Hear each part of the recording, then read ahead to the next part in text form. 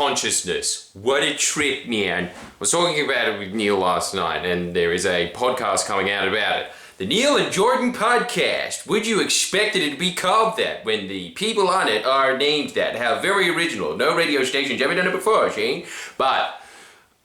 And obviously they haven't because it's got zero budget. So, we were talking about consciousness, and it tripped me out. I got scared. And would you like to know why I was scared? Well, I'm going to tell you anyway. I just need to transfer that fear onto you. So, I like the fact that there's a bunch of 20-year-olds watching this and I'm basically dangling keys in front of you. What freaked me out about it was I was noticing it when I was going to bed. I'll just give you a recap. It pretty much, look, a preview. Ooh, behind the scenes. What scene? I noticed the other day that I went to bed and I was pissed off. And I was sitting there thinking about, oh, that bullshit. Why do I have to do that shit? Isn't that what I pay people for? Fuck, it's so bullshit. You know? I don't know. I was just in a negative loop, as I think I call it. I don't know if anybody else has ever said that before. That's why you come here, for the original little glimpses. Most of all this shit is just copyright. Damn. Fuck you, university, for saying that plagiarism's a bad thing. It ain't. And so what happened was, I was sitting there, angry, and then, at some moment, I observed the fact that I was angry, and then it was like a CD player went and put on the happiness track. Usually what I have when I go to sleep of, everybody is dancing in an ice cream and rainbows factory, and I'm in year one for some reason. And that was what happened, and it was obviously a marked improvement on sitting there being like, Now, we were teasing this out for a long time. Here's the pearls of wisdom so you don't have to listen to the podcast, listen to it anyway just to give me the view count. And also, come on, it helps you to just get this re-ingrained in your mind over and over again, like a record player. Such old references here, like CDs. You know what, remember big CDs? No? Me neither. But I've read a lot of self-help books of people that did remember that. That's why I use them as metaphors, I get. What was happening in that consciousness phase was that I observed the fact that I was thinking. What scares me is that a lot of people never observe the fact that they are thinking. They are completely slaves to whatever is on their mind. And as we've explained before, your mind imprint. Whatever is being put on your brain, usually not your conscious decision, definitely not your conscious decision because you aren't conscious, we'll be explaining that in a second. Just so you go and just regurgitate whatever the hell you've been trained to think. And that's how most people walk through. There's a phrase that we were talking about before, right? Of most people walk through a life like it's a haze. That's part of the haze. That's the scariest part of the haze as well, because you don't even know that you're in the haze. And so, what happens is, and this is why, like, I always thought that this was just a terrible, lame, cheesy thing that you hear in Buddhist books or whatever, where they say that, the average person can only look at a clock for a few seconds before their mind wanders. Somebody who's been training in Buddhism for years can get to about 30 seconds. And then at that 30-second point, I wonder what curry we're having tonight. But they say, this is the old adage, that he who can look at the clock for the full minute will be able to control the world. And I always thought, what the hell does that mean? That's crap, that's stupid. Now I don't think that's crap and stupid anymore. I don't think it's that combo at all. I think it's smart and wise. And the reason that I do is because what is happening there is that they are conscious.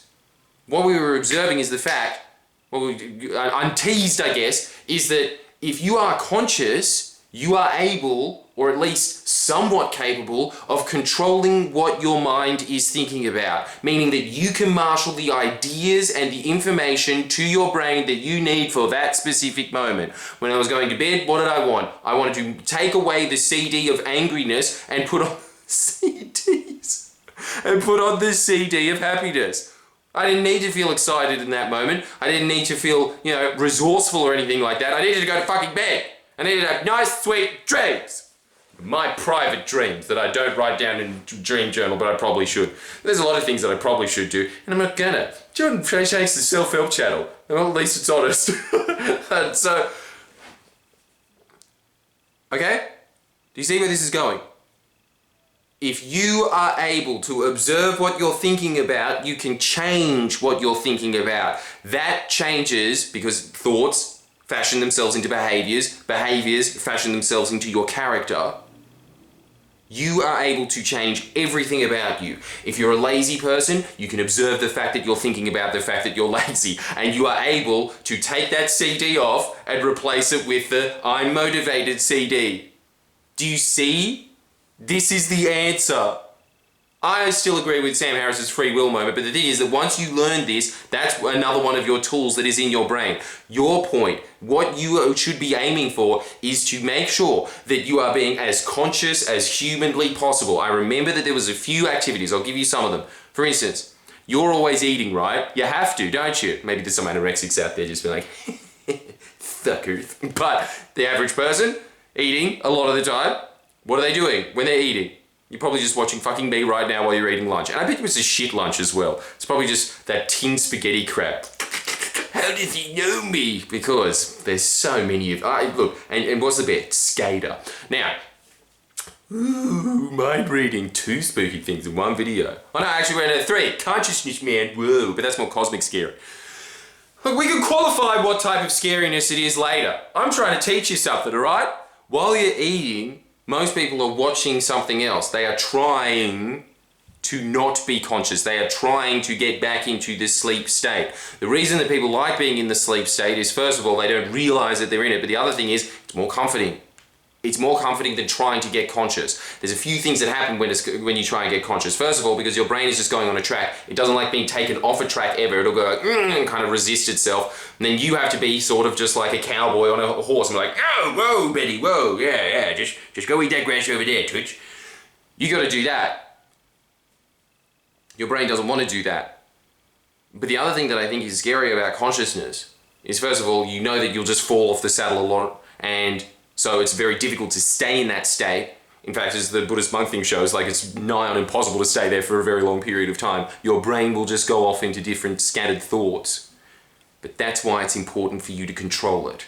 Because consciousness, think about this, consciousness equals control. So, the next time you're eating, what you should be doing is just focusing on the fact that you're eating.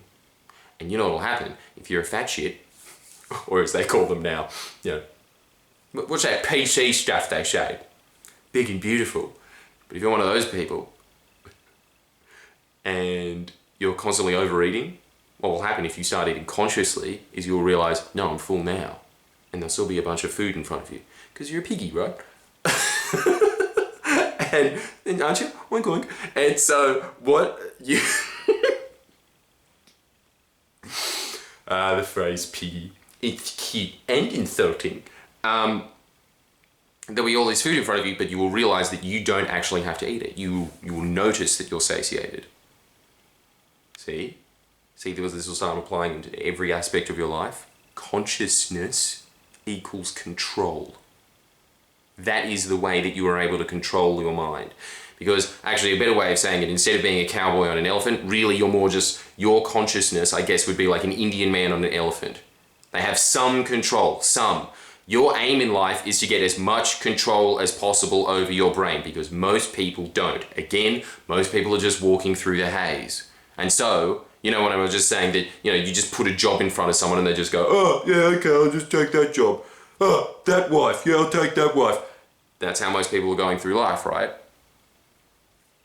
If you are one of these people that is more conscious than other people, you're the person putting those obstacles in other people's way. And you can control them like the puppet master you are. But I think that it's a good thing for everybody, isn't it? There should be more consciousness. The more that there is consciousness, the more that you are able to observe your bad and good habits. And you're able to maximize your good habits and minimize your bad habits. It's that same thing that we're talking about in the scarcity mindset. If you're just going into Coles unconsciously going, just packing everything into your trolley, those people are not operating from a conscious plane, are they? There's no way that they are really rationally observing what they are doing in that moment. They are just thinking like, mine, mine, that's it. Like a seagull. I think this might be what separates us from the animals.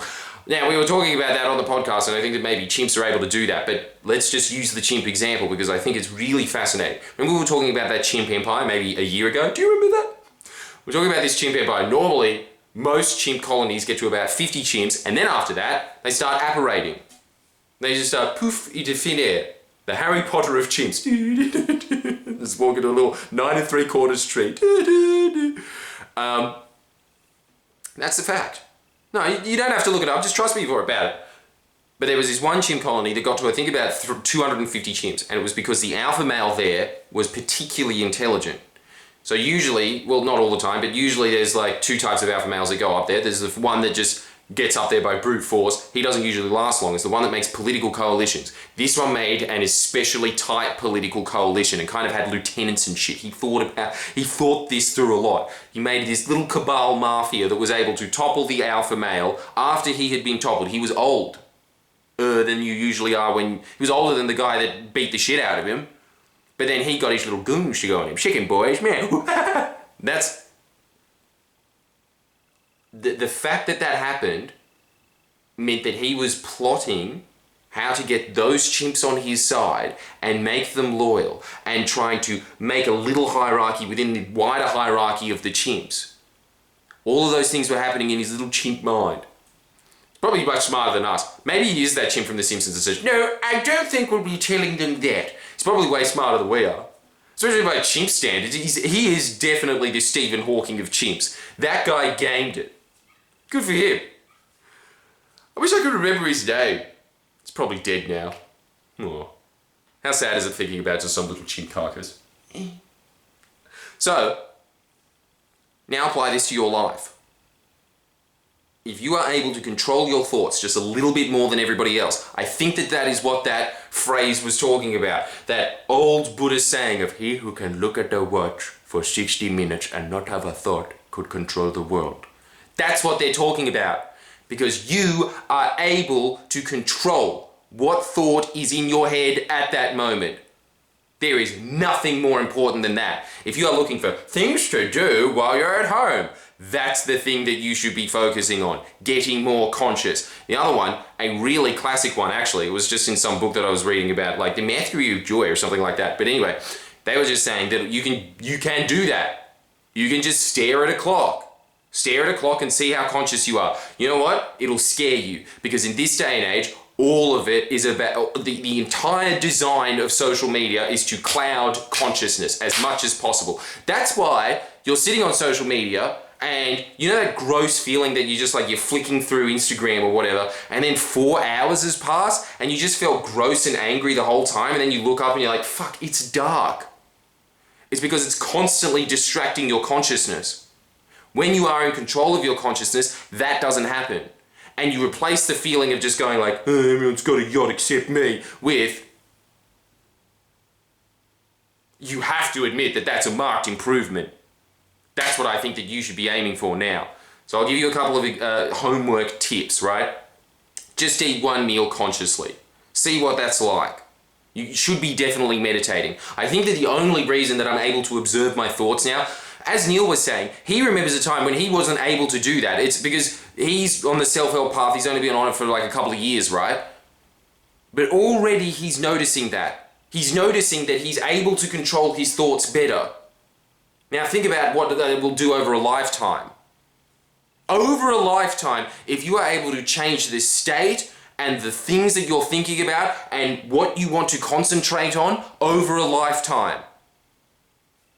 While most people are just through the haze go, oh, where am I? Where's all my savings? I don't know what else to say. What are you waiting for? Let's start this. And then there's also obviously the book Eckhart Tolle's The Power of Now. Read that in A New Earth. I like A New Earth more. But those books are constantly just talking about presence. It's just another word for consciousness. It's just another word for the fact that you are trying to get your mind to not think so that you're able to think better thoughts first. It's the blank slate. Otherwise, your brain is just going through these old motions, these old, the old record. I think consciousness is you taking the needle off the record. That's the first step in anything. The first step is just being able to stop. It's the moment of pause. All right, give me some more questions, like the video, and someone said that I'm not insulting them enough in these videos anymore. So yeah, I hope that you get poked out, your eye gets poked out by one of those fucking flamingos that's just going like, oh no, I thought it was a grape. And then he's trying to open, the eye is just on his beak going, and you can't open it while you're running around screaming, going, ah, I'm in pain. And the flamingo's going, I'm confused. I hope that happens to you. Like the video. Come on. Come on!